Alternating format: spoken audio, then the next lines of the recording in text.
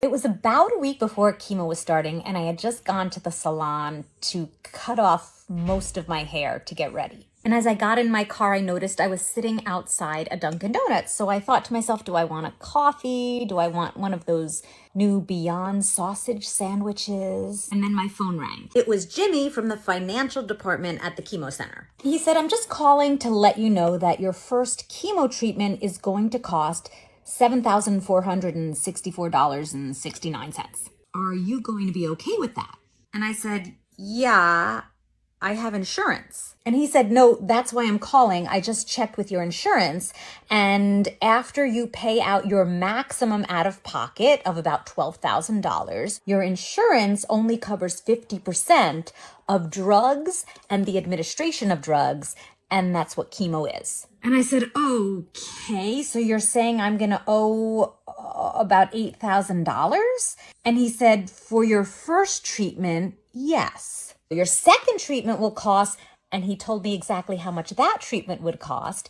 And then he went on to describe how much each of the 16 treatments would be. The total cost was about $200,000, but my responsibility was only about $100,000. I hung up the phone.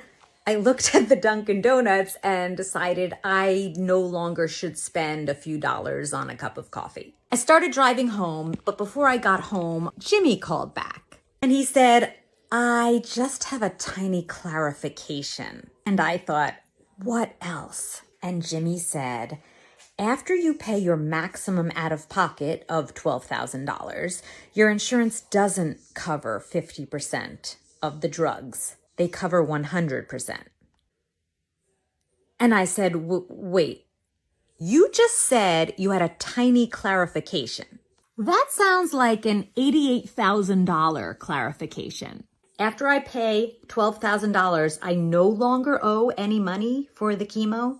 Yes, that's what he was calling to clarify. So when I got home, I ran into the house and I screamed to my husband, we just earned $88,000.